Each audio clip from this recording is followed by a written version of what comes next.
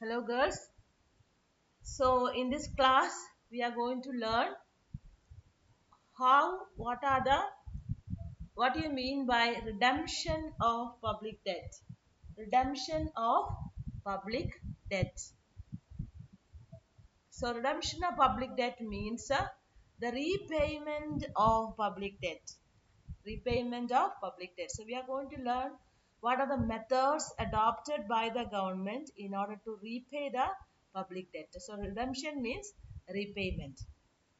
Now, public debt is to be repaid by the government with a time fixed for its repayment, just as the private individuals or organization has to repay the loan. So, whether it is government or private individuals, the debt has to be repaid, right? So, um, how to repay? When the time, according to the time fixed, and also repayment also must be the principal with the along with the interest. The government also has to repay the loans. Now, why they have to repay the loans? Because the mounting debt has a demoralizing effect on the people, apart from the part that public debt is subject to higher rate of taxation. So mounting debt has a demoralizing effect on the people. Demoralizing effect means what? It's not a moral, no, all the time to go on getting loans. You can think of a private person. If he is going on taking borrowing from other people, that their credibility is lost. Like it's not nice to all the time to borrow, and so public debt is subject to higher rate of taxation is there, and it has got a demoralizing effect, mounting debt. So government needs to pay interest on the loans, and if it is not paid, its credit worthiness will be lost, and it will not be in a position to raise loans when circumstances warranted. Which means if the government do not repay the loans on time, what happens? The government's credit worthiness, that means its capacity to command to take loans will be lost. Okay. Because people the government or the people may not have that faith and trust in the nation or in the government. So credit worthiness will be lost, and it will not be able to in a position to raise loans when circumstances warranted. Hence, the government adopts several methods to redeem its debt. So, as a result of that, government adopts several methods to redeem its debt. So, please remember, girls. So, what are the two reasons? First of all, government has to repay the government debt at a fixed time, at a time which is already fixed, along with the principal, along with the interest, right? And then because of the other two reasons, it has a demoralizing effect on the people, and also it is subject to higher rate of taxation. Public debt means it has got a burden on the society in terms of higher rate of taxation. And the second thing is, if they do not repay the loans on time, its credit worthiness is lost, which means they will not be able to take loans in the future whenever circumstances warranted. Okay. So government adopts several methods to redeem its debt. So let us see which are they. So the first method is repudiation of debt. Repudiation of debt. What do you mean by repudiation of debt? It is the easiest way for the government to get rid of the burden of payment of a loan. Yeah, that's not the definition. Repudiation of debt means refusal of the government to pay the principal and the interest of the loan. Okay, this is the I think I should place it first. Otherwise, it will not be good. Okay, so I keep it here first itself because that's not the definition. This is actually the meaning. So what does it mean? It means that government refuses to pay the principal and the interest of a loan. It's not actually good, right? So it is easiest way for the government to get rid of the burden of payment of a loan, such cases, government does not recognize its obligation to pay the loans. So government does not recognize its obligation to pay the loans in these cases. So it seems it's not nice for government to refuse to pay the loans, because it is equal to not not paying the debt, not repaying the debt. So it will again cause a loss of credit worthiness from the part of the government. So because of that reason, in normal circumstances, government does not want to repudiate its debt. Normal circumstances, government will not do it, because as it shakes the confidence among the people. So when do government take this extreme step? Is the only in the extreme circumstances government does this. The government may be forced to repudiate its internal and external debt obligations. So it can be maybe extreme cases, maybe if the country is facing a financial crunch, okay, and in the verge of collapse, etc. It happens when the country is facing a financial ruin, bankruptcy, or change in the political setup. Now, what happens in Afghanistan? Again, go back to Afghanistan. You see, so the government may not be able to repay the if the government is taken loans to the people, because already the political setup changes. They can even very well refuse to repay the loans from to the public. Not only to internal debt but also external debt, because it's a different political setup which is not secure as such. So it's not popular in modern age. So this practice was only adopted by USA after the Civil War and the USSR after the revolution. So it's not very popular. So it was adopted by USA after the Civil War and the USSR after the revolution. But this kind of method can exist, that is why it is written here. The second method is that refunding. What do you mean by refunding? So this is a second method of repayment of public debt.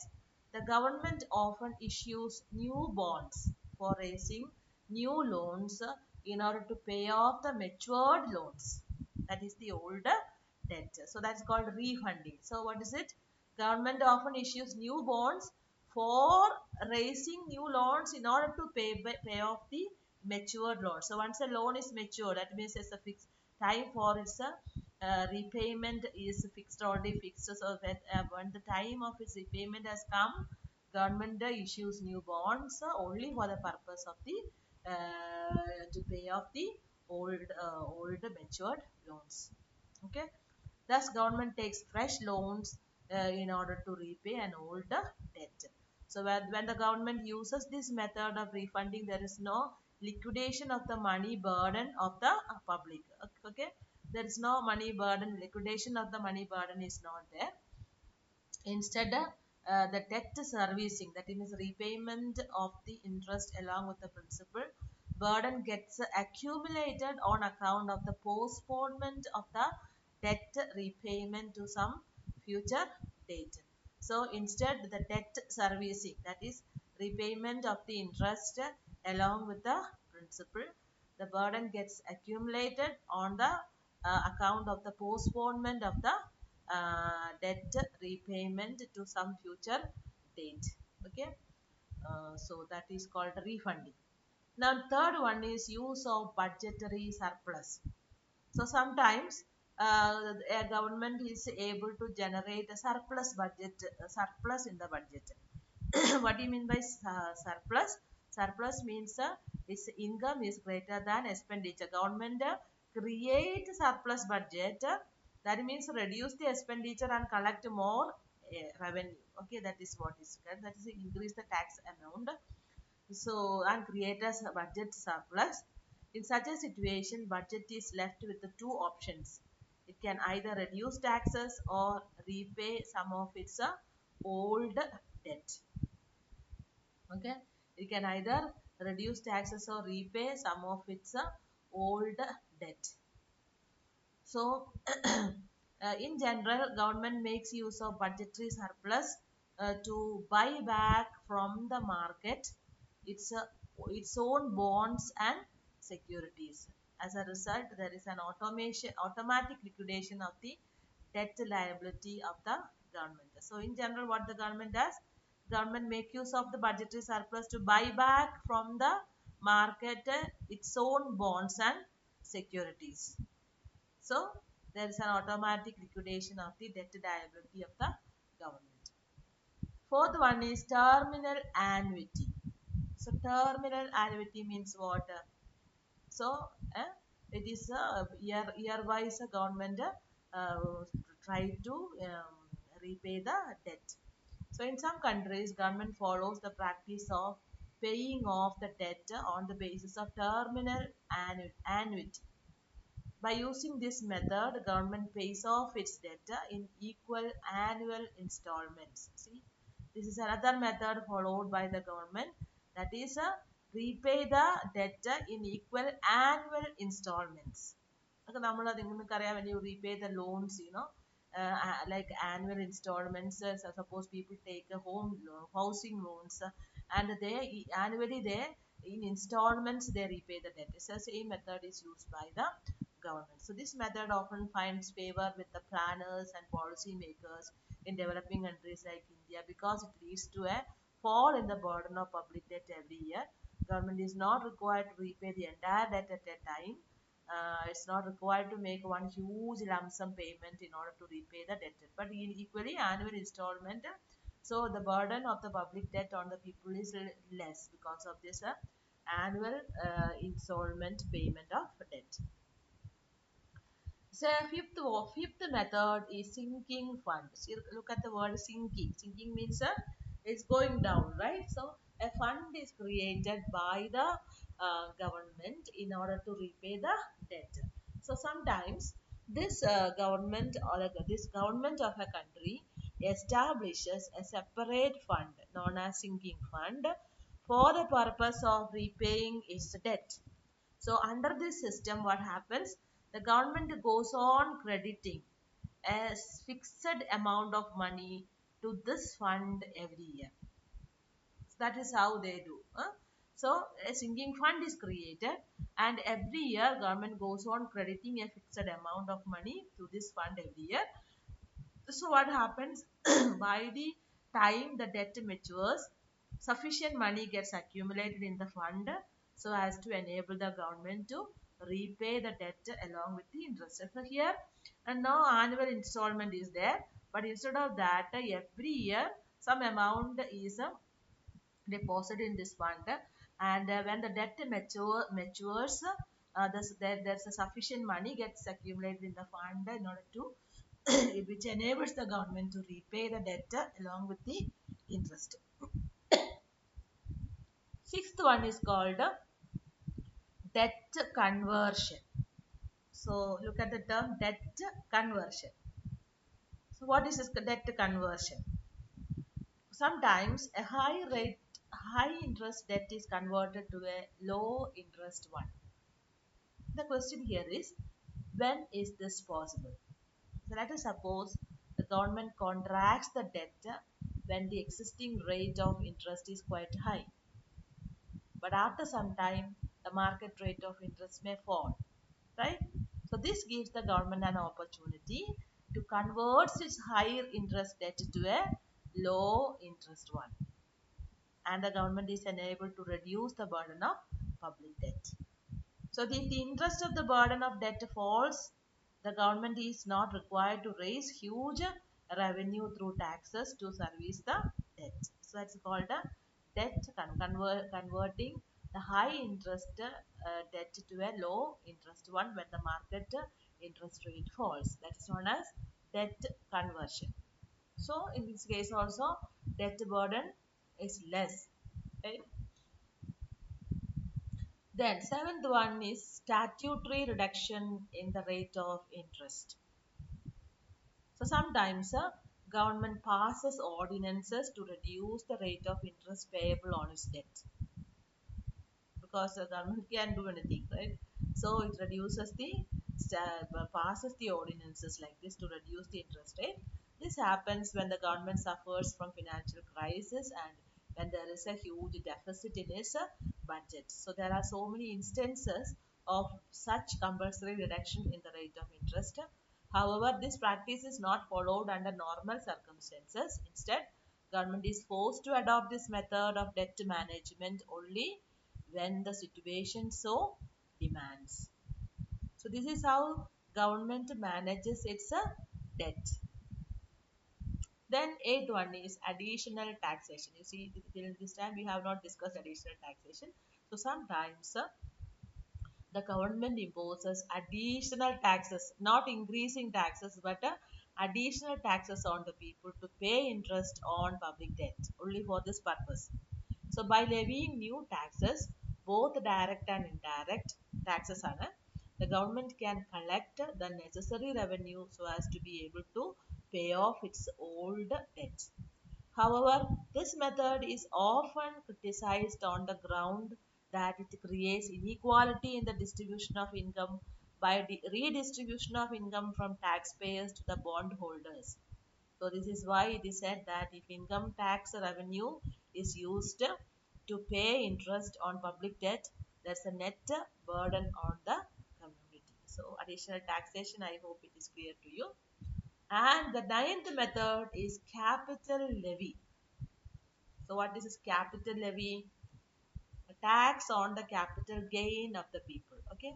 So in times of war or emergency, most government follow the usual practice of repaying its debt by imposing a capital levy on its citizens.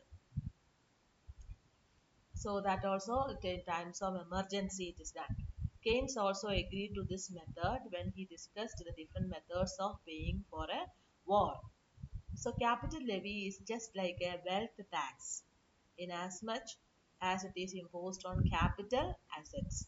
So it is imposed on the capital assets of the people. As you know, only rich people will have this wealth. No, wealth is in the wealthy class. So when this is done, capital levy is more, then it will affect the people's ability to work, save and invest. That is why it is not usually used in the normal circumstances. So in times of war and emergency, especially the developed countries, they follow this capital levy method.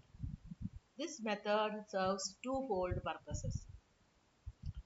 Prima facie, it enables to the government to repay its wartime debt by collecting additional tax revenues from the rich people.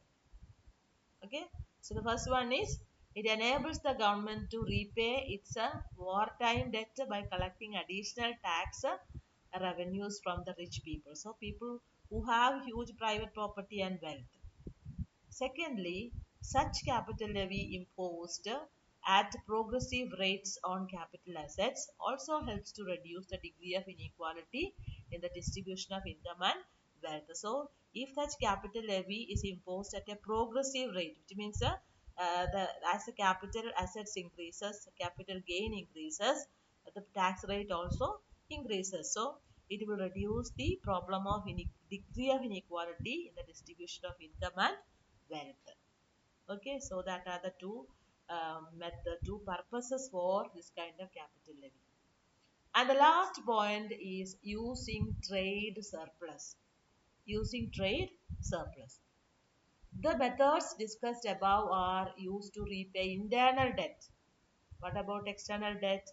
So, however, when the government borrows from other countries, it has to service the debt in foreign exchange. The burden of countries' external debt is measured by its debt service ratio, which is a country's repayment obligation of principal and interest for a particular year on its external debt as a percentage of its export of goods and services in that year. So, an external debt is usually repaid in foreign currencies or gold. If a country is unable to repay the debt, it has to export goods abroad.